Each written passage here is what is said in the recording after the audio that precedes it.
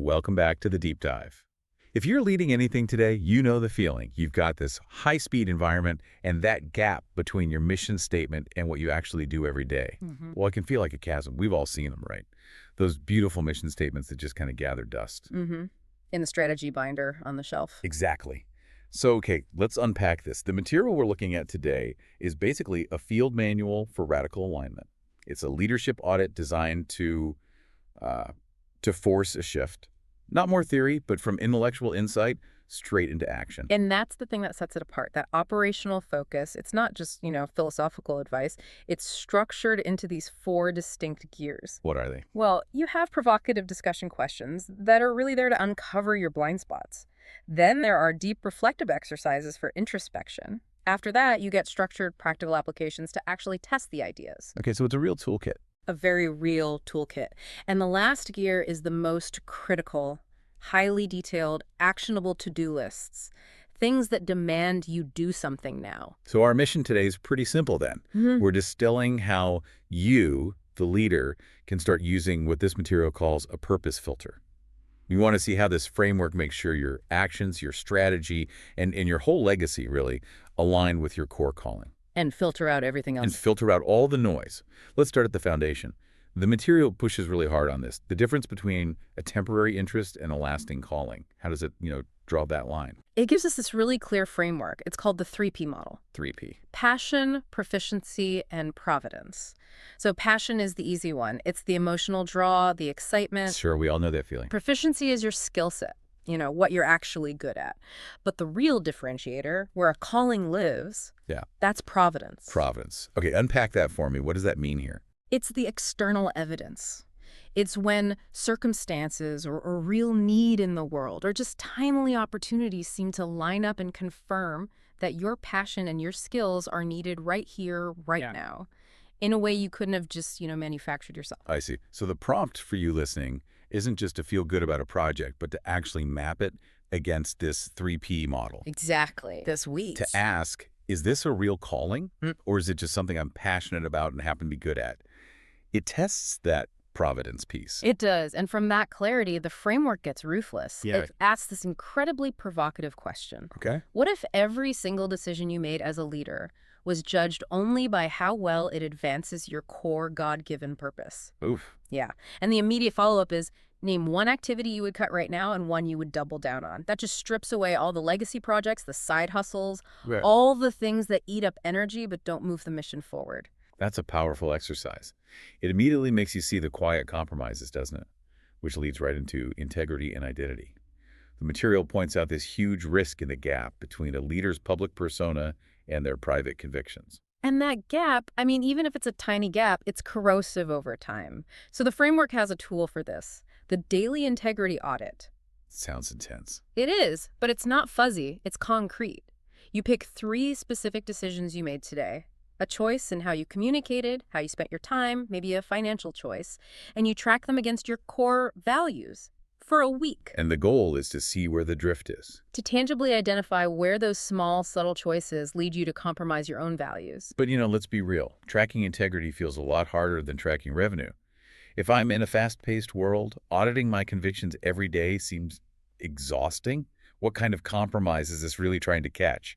It's trying to catch the small convenience that violates a big conviction. So maybe one of your core values is relational trust, but you're in a hurry. So you choose speed, you send that abrupt, demanding email. When a 10-minute conversation was what was actually needed. Exactly. The audit just holds a mirror up to that micro-betrayal of your own principles, and it connects straight to your identity. There's a question in there, question 7, that asks, what happens to your sense of self when you fail? If your worth is all tied up in performance metrics, then failure is absolutely devastating. It's the end of the world. So establishing an identity outside of those fluctuating metrics is like step 0 for this whole toolkit to even work. It's the prerequisite, absolutely. Okay, so let's move from that internal clarity outwards into the organization. If we have our purpose defined, how do we make sure our strategy actually serves that vision? The main goal here is to institutionalize the purpose, to make it work even when the leader isn't in the room. So it's not dependent on one person's charisma? Not at all. And the recommendation is, well, it's straightforward, but it's really hard. You publish a single One-sentence purpose statement. Crystal clear. And then you mandate that every major decision, a new hire, a product launch, a budget cut, has to be vetted through that purpose filter. And I saw the application for this. They say, have your teams run 3 live current decisions through that one-sentence test and report back. Right, and that tells you very quickly if your purpose statement is just some fluffy marketing copy or if it's a functional tool. It does, which is where the conversation about metrics gets really interesting, almost revolutionary. You're talking about the shift in measurement from question 11. Yes, moving the top metric from simple customer acquisition to lifetime transformation. They even reframe LTV, lifetime value, as impact, not just revenue. See, this is where it gets really fascinating. I get the philosophical appeal, I do. But in the real world, acquisition numbers are clean. They're immediate. Transformation is, well, it's messy. It can take years. How do you functionally shift a whole product roadmap away from quick acquisition? You have to change how you allocate resources, fundamentally. If your measure of success is the depth of transformation, you stop pouring money into those high-volume, low-commitment marketing funnels. And you put it where? You invest it in features or content or processes that build real relational value, things that help your customer become more resilient, that create genuine change in their life. Even if it means you get fewer signups in the first month, you start prioritizing fidelity over sheer volume. That reframes the whole vanity metrics discussion. Suddenly, if a metric isn't measuring transformation, it's just noise. Precisely. The material has a tool for this, the purpose-driven scorecard. It forces you to reclassify your KPIs. You have to find 3 KPIs that, they look good on a chart, high traffic, lots of followers, but they don't actually move the needle on your core purpose. And then you demote them. You either drop them or you move them to a secondary dashboard. They're no longer the priority. Before we leave strategy, there's one more trade-off the material forces you to confront. The daily one.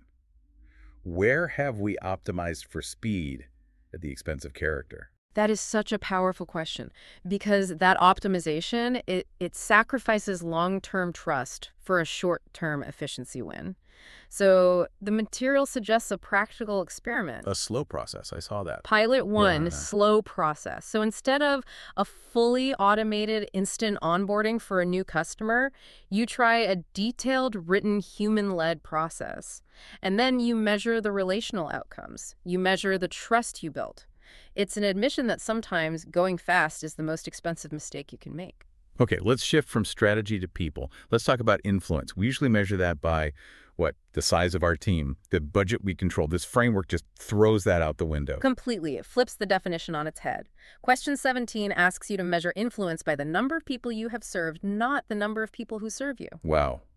That is a direct assault on a leader's calendar. If that's your main metric, you have to immediately reallocate your time. And that's the action prompt. Reallocate 1 week's schedule around prioritized serving activities and see what changes. But let's be real for a second. Positional power is fast. Persuasive influence takes time.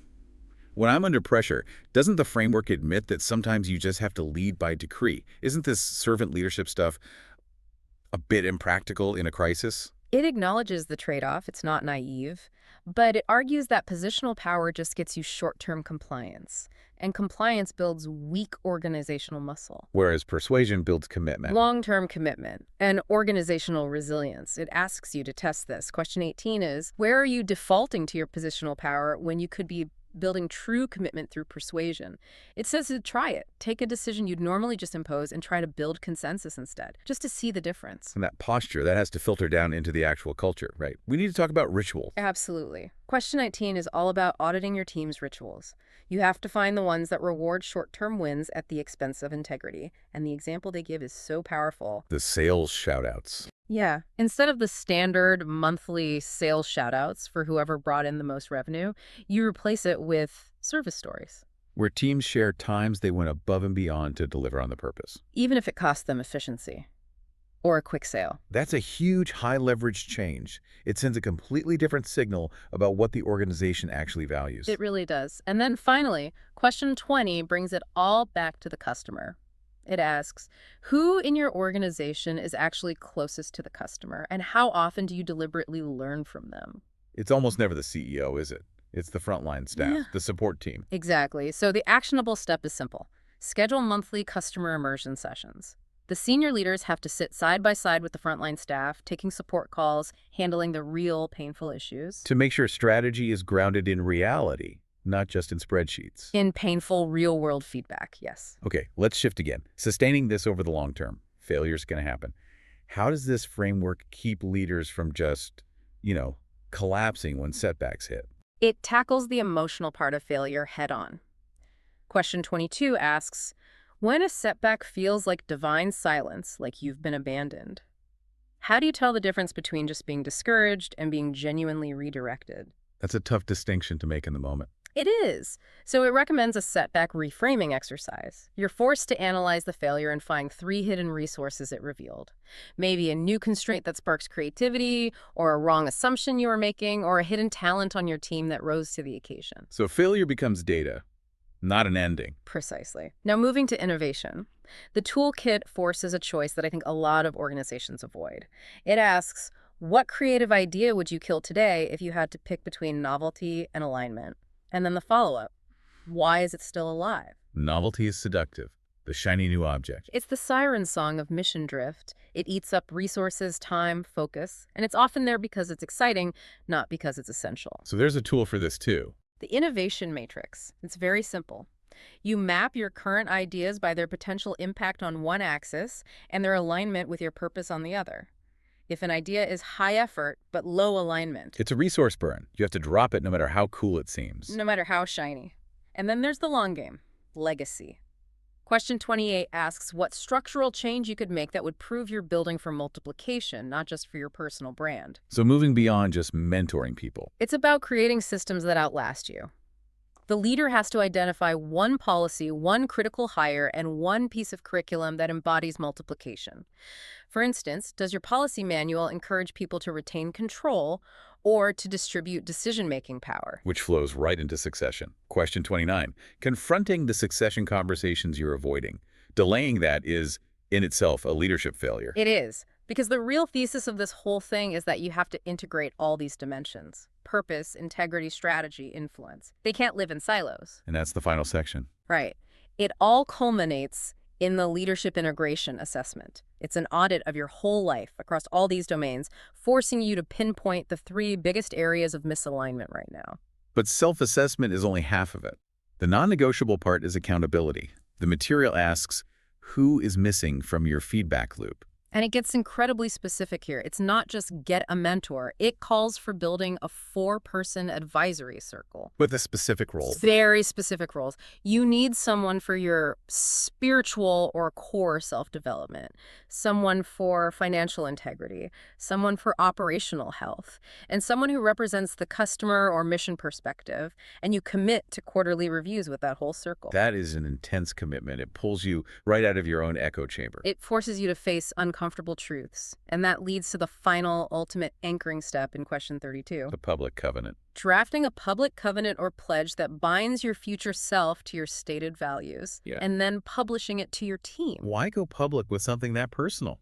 Because it makes the intangible tangible. It uses social pressure as a positive force. It's a lot harder to compromise when you've publicly pledged not to. And finally, the ultimate execution tool. The purpose compass. The Purpose Compass action prioritization exercise. You list all your tasks for the week, you filter them through alignment, impact, and urgency, and then you pick the one single task that would create the biggest cascading effect if you did it first. That one task is the distillation of everything we've talked about. So we've gone from the 3P model and the daily integrity audit all the way through measuring LTV as impact, and finally building a public covenant for legacy. This really has been a deep dive into the tools you need to implement a purpose-driven life, not just talk about one. And the goal is sustainable growth. When you adopt these systems, the scorecards, the advisory circles, you're not just improving yourself, you're building organizational resilience. You're building a culture that can respond to uncertainty with clarity. So what does this all mean for you listening? Let's end with a final thought.